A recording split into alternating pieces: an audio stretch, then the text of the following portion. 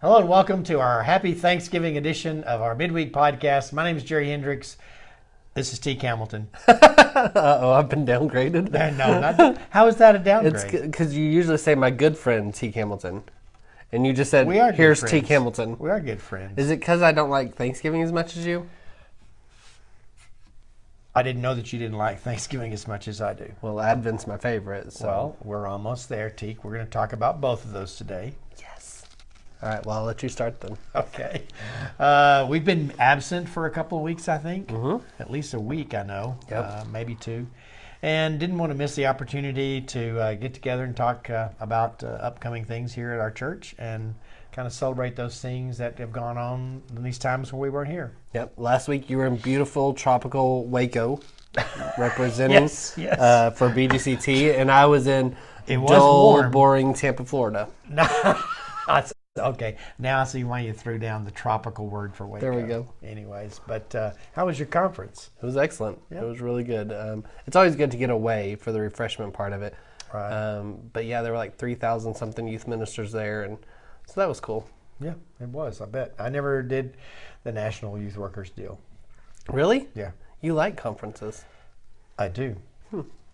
I know it is strange. I don't know why I never did those, but You want to go next year? It's in No. Columbus. no. It's going to be cold. I'll As pass. soon as that came out, we immediately looked at that to see what the temperature difference was. It was about a 60 degree difference from where we were in Tampa. That's true.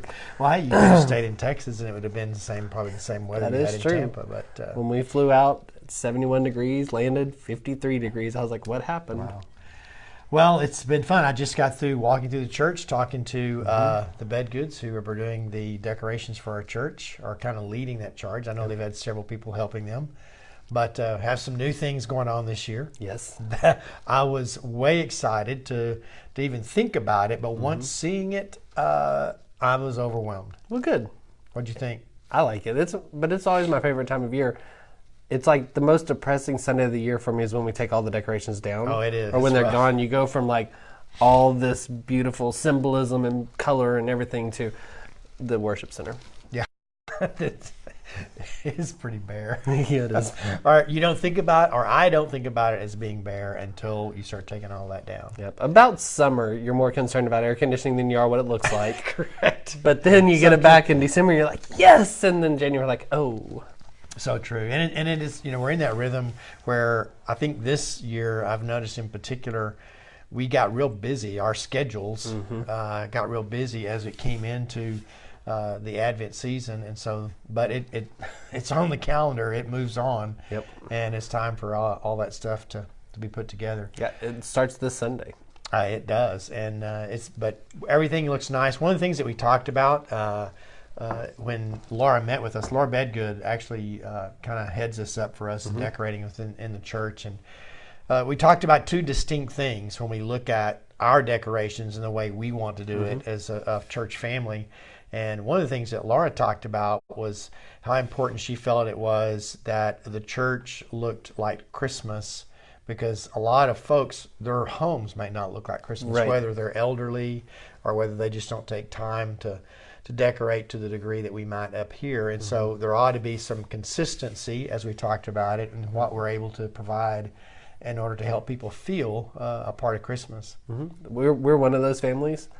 Stacy and I put up lights on the outside of the house, and we put up a tree, and that might get done the week of Christmas.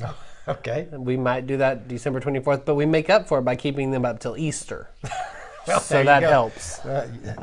You always have that Advent spirit about you, T. Right. Well, so then you come up here, and it is really cool to see. We use live poinsettias up here, and lights and trees, and there's a lot of new stuff this year, so that's exciting. Yeah, and we are in the tradition now where we decorate two homes. I say we. Who am I kidding? We have two homes decorated. Sharon and Sarah. Sharon finished decorating our house in Sweetwater last night, and everything looks good. I have a short-term memory, I think, on some of the stuff that we have, but I guess she buys stuff each year to add to it. But it's really fun to go through that process and be a part of that. Because the other thing that we talked about was that we also, as a church, we don't want to become so familiar with what we do or how things look Right. that we don't feel engaged when we walk in. Right. And so I know a couple of years ago we added that beautiful tree to the foyer area right on the outside that could be seen from the street. This year, then also they added and moved those silhouettes to a part of the foyer. And all that stuff's real beautiful. A lot of people take pictures there. But this year, you're going to see some new things in the worship center. And so I'm excited for everybody's response to that. And your first time to legally see it will be this Sunday. It will. The rest of the time, you probably broke in. This is the first Sunday of Advent, and so we don't want to just skip past Thanksgiving. Right. Hope everyone has a happy Thanksgiving and a good time together, regardless of what you're going to be doing, whether it's traveling or staying at home. Hope you have a good time. As much as I love Advent, I am the one that wants to make sure we celebrate Thanksgiving first. Even happened in staff meeting today where we had a certain person trying to jump in front of, and Thanksgiving is an important time. In case y'all didn't know, Teak is all about order. I am. I like structure in my life. It does need to be in order. That's why I like Advent. There's the same theme order. I mean, the symbols. It's all very specific. You do it for a reason. Very progression oriented. And I think that's the difference, particularly on this first one, because as staff, as we're looking at it, we're kind of looking at all four. In other words, we're seeing the overview of what Advent looks like. And so once all that's set and it's in motion, then we're able to step back and enjoy those week by week. And maybe that's not a feeling or impression that normal or people, just average church members get. But you almost said normal people. Well, yeah, I know. Like we're not in the normal category. It's not been a normal week. It has not. And but we still want to do this. Right. Do it a little early. We got this together. So the office will be closed tomorrow. Kelsey's going to the movies. That's her you hear laughing right there. I don't know what Teak and Stacey are doing. Oh, you're going to go see... We're going to Mansfield. Right. That's our regular rotation is we go to Mansfield, Stacey's family, for Thanksgiving, and then on Christmas Day we go to my family in Potosi. And so that's our regular. This year we're going to add a little bit to it. On December 26th, we're going with Steph to a Spurs-Mavericks game. So that'll be... Is it going to be in Dallas? It will be. We're going to do one in Dallas, and then the spring we'll do one in San Antonio. We made that decision last year. Oh. I wanted to wait till Dirk retired, and San Antonio had a better chance, but now we're losing. Maybe you shouldn't have waited. There we go. We'll be staying at home, going to some movies ourselves, and doing that kind of thing, having lunch, running the turkey trot. Or our kids are. I don't think Sharon and I are going to run this year. Oh. But and then James and I are going to go celebrate the end of football season on Friday. Yes, enough said. I'll just stop there. Moving right along. But we're excited about Advent. The first Sunday of Advent is a Sunday of hope. Yep.